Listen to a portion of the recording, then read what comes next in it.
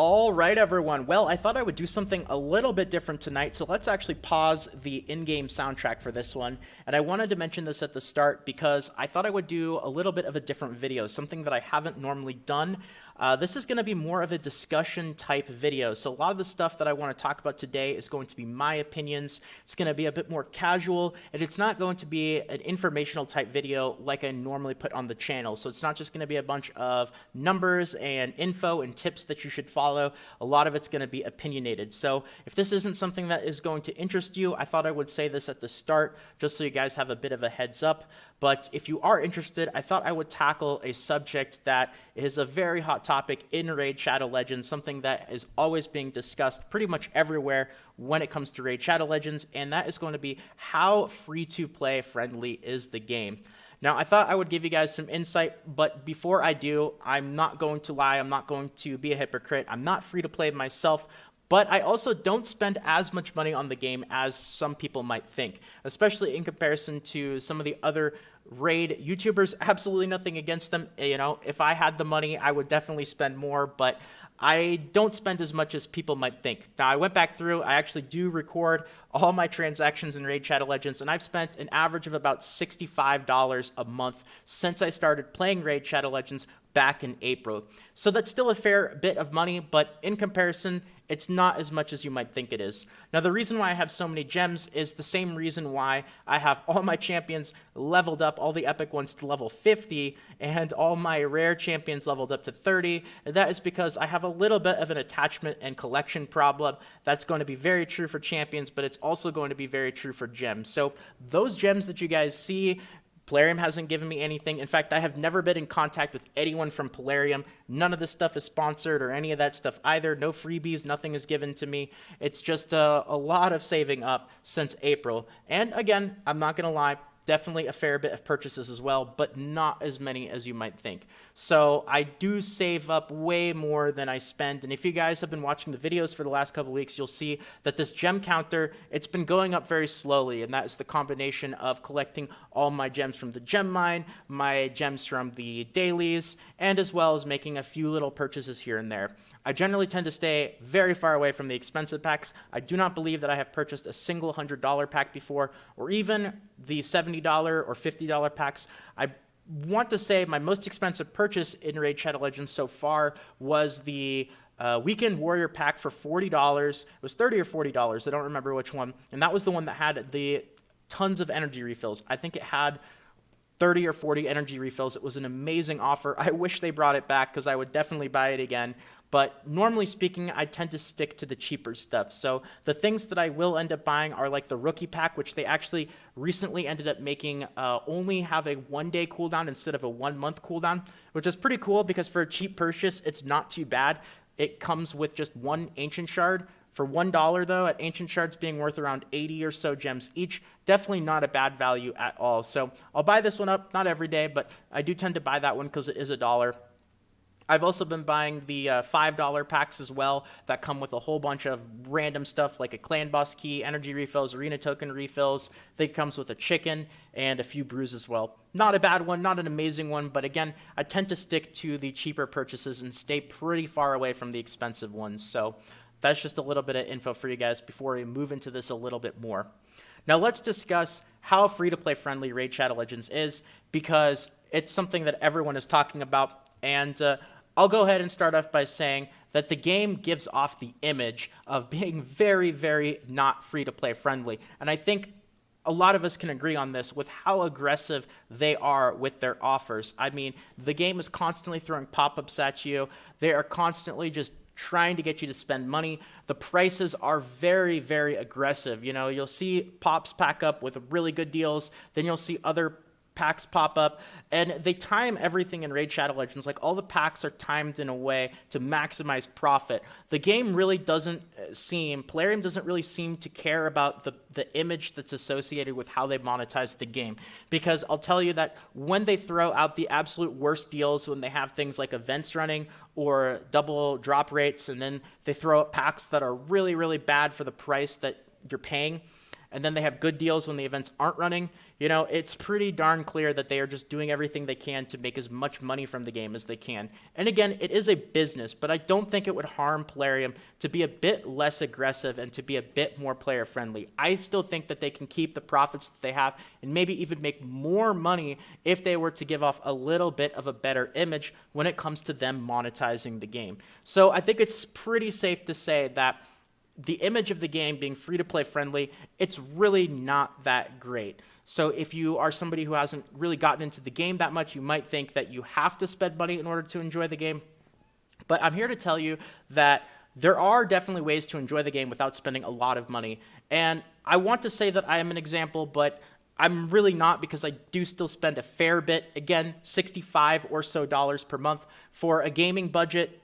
Everyone's going to have their opinions on whether they consider that to be a lot, whether they consider that to be not a lot. But I'll tell you guys this. For a mobile game, out of all the mobile games that I've played, and I have played a lot of them over the last several years, Raid Shadow Legends has been the one that I have played the most. It's the one that I've been consistently logging in every single day the most. Again, I've been playing since April. There really aren't, I think, any other games that I've played that long. Usually, even if I've spent more money on other games, which I actually have done, I'm not proud of it, but I have done it. If I spend money on other games, that doesn't necessarily mean that I've been playing them for longer. There's just a lot of other aspects of Raid Shadow Legends that make it a very enjoyable game, and I do think that there are plenty of ways to have fun playing the game and enjoying it without spending a lot of money. Now, can you play it and enjoy it without spending any money? I'll tell you guys that the answer to that is I think there's a really, really big difference in Raid Shadow Legends between spending no money at all and being willing to spend a little bit. And the game does this to you on purpose. Now, the reason why they do this to you is pretty simple. Once you end up making that first purchase, even if it's $1, even if your very first purchase in Raid Shadow Legends is this rookie pack, once you have kind of crossed that barrier from free to play into making even a single $1 purchase, you are going to be a lot more likely to make more purchases after that. It's kind of just that breaking the barrier. So once again, Plarium, with their incredibly, incredibly aggressive monetization, they throw so many offers at you when you start the game, and I can tell you guys it gets a little bit better if you are newer to the game. You just probably see a wall of offers. I mean, it's 4 of them really is not too bad. I remember when I started, I would see 10 or 12 of these offers. I mean, you have the wildcard packs that are popping up when you level up. You have the every 10 levels, you get a "you've earned it, now claim it" pop up, even though you have to spend money in order to claim it. Again, these are the kind of little things that I think that they do that gives them a really bad image. I mean, that's just kind of a slap to the face when you say you've earned it, now claim it, but you have to spend money in order to actually get those rewards. I still think they could make just as much money if they didn't kind of do things like that. It's a little bit, I don't know, it just feels a little bit strange, but that's my opinion. This is why I wanted to say at the start, by the way, a lot of the stuff that I'm talking about is going to be my opinion, so I'm sure there are people that disagree with some of the stuff that I'm saying. Going back to what I was saying, though, there is a really big difference when it comes to spending no money in Raid Shadow Legends versus a little bit, because the value that you get out of the first $10, $20, $30, $40, $50 that you put into the game is absolutely tremendous compared to the money that you put into the game afterwards. So the amount of stuff that you get, when I say stuff, I mean everything.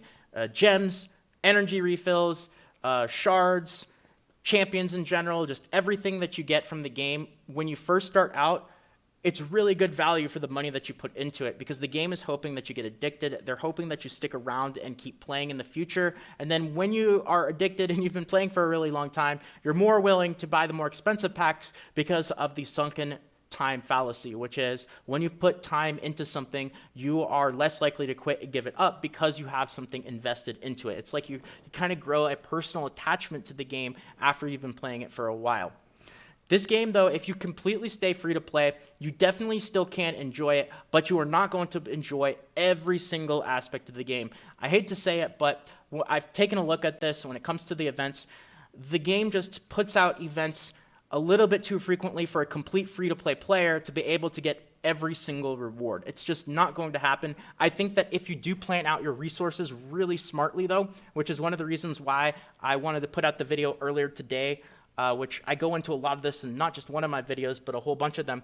If you do plan out your resources really strategically, and this is going to take some planning, it's not going to be easy. You kind of have to do some extra steps that you might not normally do, you can definitely get most or all of the rewards from most of the events as a free-to-play.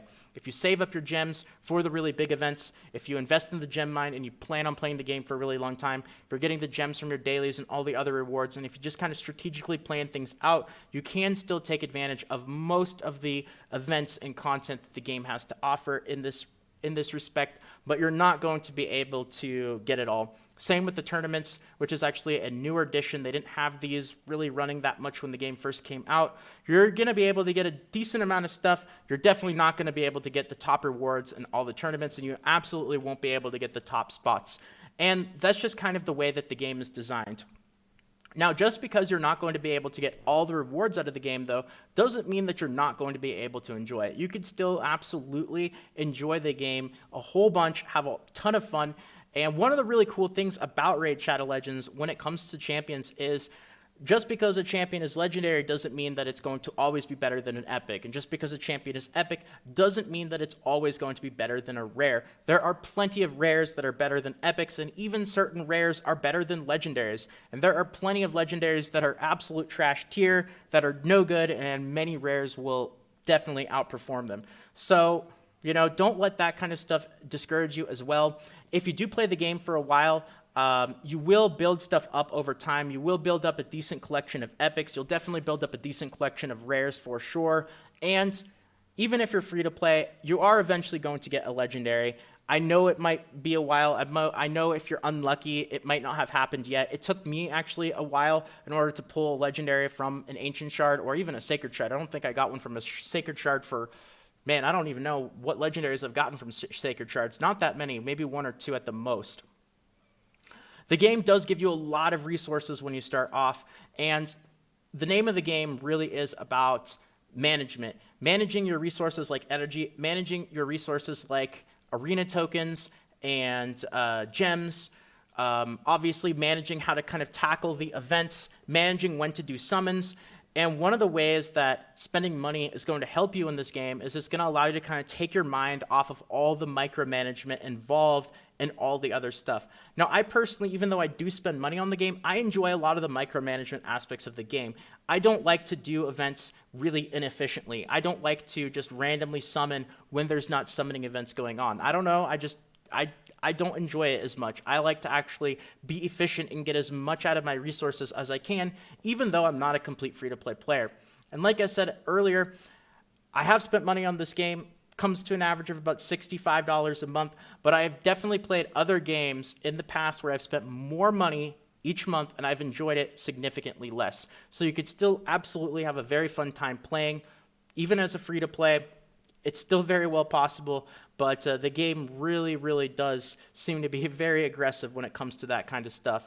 So I thought I would talk about this a little bit. Let me know what you guys think. I'm sure there's plenty more stuff that I could end up adding to this discussion. Maybe if you guys enjoy these types of video discussions where it's, you know, obviously a little bit different than the stuff that I normally put out there, maybe I'll make them a little bit longer. It's kind of hard to really tell because I haven't put this stuff up on the channel yet. So if you guys like this stuff, please feel free to let me know by leaving a like. I know I'm asking a lot on this video because it's new, so it'll really give me an idea of whether you guys like these discussion type videos or not.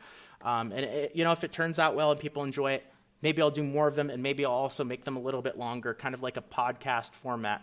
I also wouldn't mind talking with other people about this as well. It gets a little boring just listening to me talk about it the entire time, but definitely something that I wanted to express my opinion about at least a little bit. So let me know what you guys think about all this. Let me know your opinions in the comments. And of course, if you guys enjoyed this video and you want more like this, consider subscribing to the channel. Really do appreciate it, everyone. And until then, have a nice day, everyone. Until next time, this is Salt of the Salty Guild, signing out.